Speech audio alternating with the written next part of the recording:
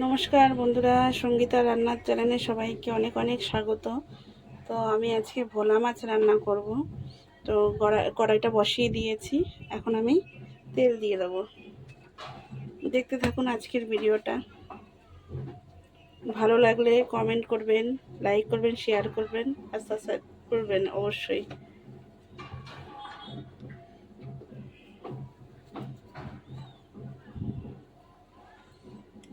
আপনারা যদি সাবস্ক্রাইবটা যদি না করেন তাহলে আমি এগোতে পারবো না বন্ধুরা। আপনারা অবশ্যই সাবস্ক্রাইবটা করবেন।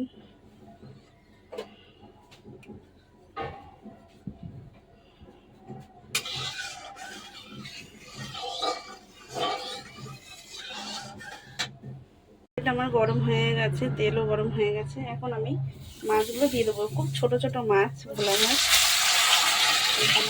ছেড়ে দিচ্ছি।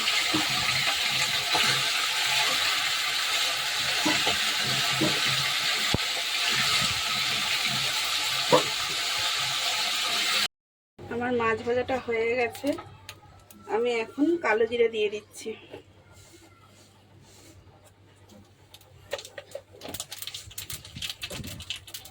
কালো জিরেটা দিয়ে দিলাম।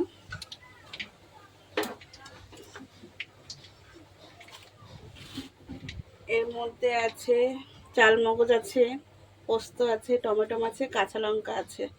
এই পেস্টটা দিয়ে দেবো।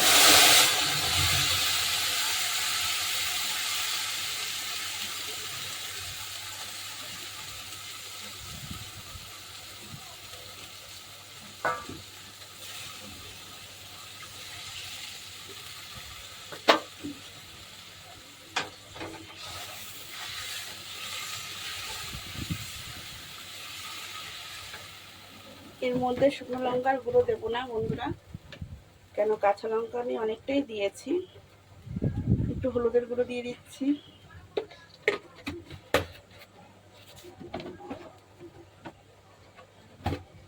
একটু জিরে ধনের গুঁড়ো দিয়ে দিলাম।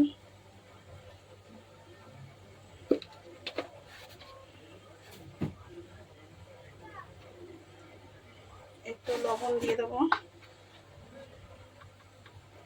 একটু লবণ দিয়ে দিচ্ছি।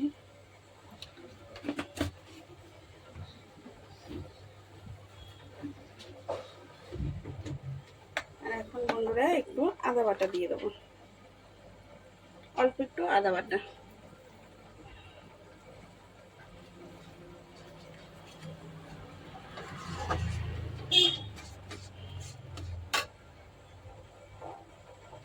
বন্ধুরা মশলাটা প্রায় কষানো হয়ে গেছে, আর একটু নেই। তেলটা উঠলেই হাতে জল দিয়ে দেবো।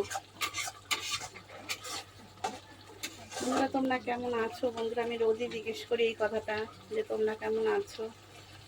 তোমরা সবাই ভালো আছো? তো আমিও ভালো আছি।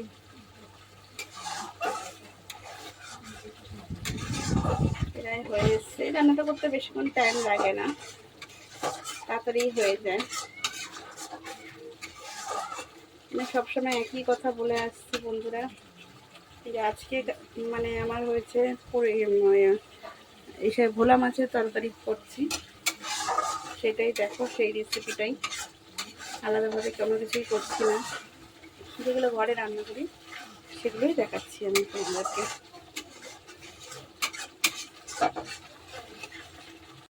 এবার আমি জলটা দিয়ে দেবো। যেহেতু মশলাটা ভালো করে কষিয়ে নিয়েছি, কেন একটা কাঁচা গন্ধ বেরোবে, সেইখানে ভালো করে কষিয়ে নিয়েছি। তেল উঠে গেছে, একটু জল দিয়ে দিচ্ছি।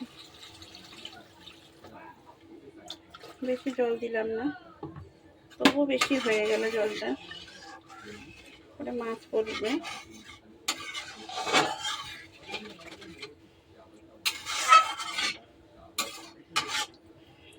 ফুটতে থাক। আমার জল মানে ঝোলটা অনেকটা শুকিয়ে এসছে প্রায়। এখন আমি মাছগুলো দিয়ে দেবো।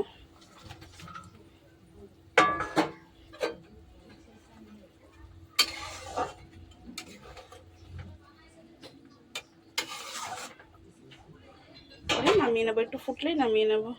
বন্ধুরা আমি একটু ভাজা মশলা দিয়ে দিচ্ছি, গন্ধটা সুন্দর আসার জন্য।